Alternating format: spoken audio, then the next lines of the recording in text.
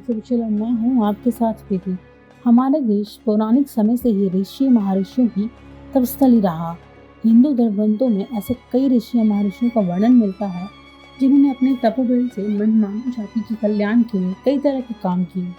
तो वहीं कहीं ऐसे ऋषि भी जिनकी शक्ति से देवराज इंद्र को भी डर लगने लगा कि कहीं उनसे देवराज की पद न छीन जाए। इसी कारण उन्हें जिस किसी भी ऋषि की तपस्या से भय लगता था, उनकी तपस्या भंग करने के लिए वह स्वर्ग से अप्सरा को पृथ्वी लोक पर भेजते थे।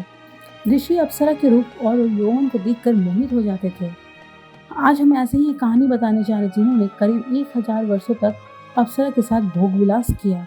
तो आइए जानते हैं ऋषि कंडू के 907 साल संभोग करने का रहस्य। पुरानी कथा के अनुसार पुराने काल में महान ऋषि कुंडू हुआ करते थे, जिनका आश्रम गोमती नदी के तट पे था। एक बार की बात है, ऋषि कंडू ने घोर तपस्या करना शुरू किया। वो तपस्या में इतने लीन हो गए कि उन्हें किसी भी चीज का आभास ही नहीं होता था। इस तरह ऋषि को तपस्या में लीन देखकर देवराज इंद्र हमेशा की तरह घबरा गए। उन्हें यह डर सताने लगा कि कहीं ऋषि कंडू अपना स्वर्ग का सिंहासन न छीन ले। इसी डर के परिणाम स्वरूप इंद्रदेव ने ऋषि कंडू की तपस्या भंग करने के लिए परमलोचा नामक अप्सरा को भेजा। एक संध्या नृत्य के बाद इंद्र ने परमलोचा को अपने पास बुलाया और फिर उसे अपनी सारी योजना बताई। बिना कोई प्रश्न किए परमलोचा इंद्र की योजना के मुताबिक पृथ्वीलोक के लिए प्रस्थान कर गई। पृथ्वीलोक पर परमलोचा सीधे वहां पहुंची जहां ऋषि कंडू तपस्या में लीन थे। फिर परमलोचा ने अपनी शरारतों से ऋषि कंडू का ध्यान तोड़ दिया। उसके बाद जैसे ही ऋषि की नजर अप्सरा पर पड़ी तो वह उसके रूप और सौंदर्य को देखकर उस पर मोहित हो गए और उसे अपने साथ लेकर मंदराचल पर्वत की गुफाओं में चले गए। उसके बाद ऋषि कंडू परमलोचा के सौंदर्य इतना खो गए कि वो 100 से अधिक वर्षों तक उसके साथ भोग विलास करते रहे। 100 वर्ष बाद एक दिन अप्सरा ने ऋषि कुंडू से कहा कि हे ऋषि, अब मैं स्वर्गलोक वापस जाना चाहती हूँ, इसलिए आप मुझे विदा करें। अप्सरा के मुख से जाने की बात सुनकर ऋषि उदास हो गए और उन्होंने कहा, हे देवी, अभी थोड़े दिन और रुक जाती तो अच्छा होता। ऋषि को उदास देख अप्सरा पृथ्वीलोक पर और रुकने को मान गई। फिर ऋषि कंडू ने अगले 100 वर्षों तक उसी गुफा में अप्सरा के साथ भोग विलास किया। फिर 100 वर्षों के बाद एक दिन अप्सरा ने ऋषि कुंडू से कहा कि हे मुनि, मुझे आए पृथ्वीलोक पे बहुत दिन हो गए, अब तो मुझे जाने दे।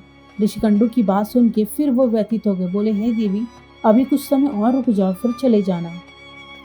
इसी तरह कई 100 वर्ष बीत गए, लेकिन जब भी अप्सरा स्वर्गलोक जाने की बात कहती ऋषि से तो ऋषि उसे मना लेते।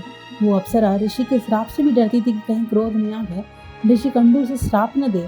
उधर महर्षि के काम वासना में लिप्त होने से अप्सरा के प्रति उनका प्रेम नित्य बढ़ता ही जा रहा था। तपस्या, पूजा पाठ का त्याग कर दिन रात ऋषि कंडू भोग विलास में डूबे रहते। एक दिन की बात है, ऋषि कंडू बड़ी तेजी से अपनी कुटिया से निकल रहे थे। तभी अप्सरा उनके पास आई और पूछने लगी, हे मुनि, आप कहाँ जा रहे हो? तब ऋषि कंडू ने कहा, हे भद्रे, दिन अस्त हो चुका था, मैं संध्या उपासना के लिए जा रहा हूँ। अगर ऐसा नहीं किया तो मेरा धर्म नष्ट हो जाएगा। ये सुन के परमलोचा मुस्कुराई और बोली, सब वेदों के ज्ञाता, इतने वर्षों में क्या आज पहली बार सूर्यास्त हुआ है? जो संध्या वंदन नहीं करेंगे तो आपका धर्म नष्ट हो जाएगा। मैं तो आपसे जब से मिली हूँ तब से आपने कभी संध्या वंदन नहीं किया। इस प्रकार के वचन सुन के ऋषि कंडू बोले, हे भद्रे, नदी के सुंदर तट पर आज सवेरे ही तो तुम आई हो। मुझे भली बातें स्मरण है, मैंने आज ही तुमको अपने आश्रम में प्रवेश करते देखा था। अतः अब दिन के समाप्त होने पर संध्या काल हुआ है, मुझे लगता है तुम मेरा उपहास कर रही हो। तब अप्सरा ने ऋषि से कहा कि हे ब्राह्मण श्रेष्ठ, आपका यह कथन सत्य है कि मैं आपके आश्रम में सवेरे आई हूँ, परंतु आज नहीं। जिस सुबह मैं यहाँ आई थी उस समय को कई 100 वर्ष बीत चुके हैं। सुन महर्षि कंडू घबरा गए, बोले, हे सुंदरी, मुझे सही सही बताओ, तूने मुझे मेरे साथ क्या किया है? तब परमलोचा ने बताया कि आपको मेरे साथ रमन करते हुए 907 वर्ष 6 महीने और 3 दिन हो चुके हैं। यह सुन के ऋषि कंडू हैरान हो गए, बोले, हे प्रिय, क्या तुम सत्य कह रही हो या फिर मेरे साथ कोई मजाक कर रही हो? मुझे ऐसा प्रतीत होता है कि मैं तुम्हारे साथ एक दिन ही रहा हूँ। तब परमलोचा बोली, हे ब्राह्मण, मैं आपसे झूठ कैसे बोल सकती हूँ? उस समय जब आप अपने धर्म मार्ग का अनुसरण करने के लिए तत्पर होकर मुझसे पूछ रहे हो, मैं यहाँ किसी के कहने से आई थी। ऋषि, आप क्रोधित न हो, मैं आपकी सारी घटना को सत्य बताती हूँ, परंतु हे ऋषि, मेरा इसमें कोई दोष नहीं, इसलिए मुझे क्षमा कर दीजिएगा। तब ऋषि कंडू ने कहा कि जल्दी बताओ, तुम्हें यहाँ किसने भेजा है? तब अप्सरा ने कहा कि आपकी तपस्या से देवराज इंद्र को डर लगने लगा था और उन्होंने आपकी तपस्या भंग करने के लिए मुझे भेजा। अप्सरा के मुख से ऐसे वाक्य सुनकर ऋषि कंडू व्याकुल हो गए। बोले, धिक्कार है मुझ में, मेरा धर्म नष्ट हो गया कि स्त्री ने मेरी बुद्धि भ्रष्ट कर दिया। इस स्त्री के संग मेरा समस्त जीवन का तप नष्ट हो गया। इसलिए हे पापिन स्त्री, तो अब जहाँ चाहे वहां जा सकती है, क्योंकि तुझे इंद्र ने जिस कार्य के लिए भेजा था वो संपन्न हो गया है। तूने मेरा पाप नष्ट कर दिया। महर्षि को इस तरह क्रोधित देख प्रनुषा भय से कांपने लगी, जिसकी वजह से उसका पूरा शरीर पसीने से भीग गया था। उस समय ऋषि ने जो गर्भ प्रनुषा में स्थापित किया था वो भी अप्सरा के रोम छिद्रों से निकलकर पसीने के रूप में उसके शरीर से बाहर आ गया। प्रनुषा के पसीने से वायु ने उस गर्भ को इकट्ठा किया और वृक्षों ने उसे ग्रहण किया। सूर्य की किरणों से पोषित होकर वह धीरे धीरे बढ़ने लगा।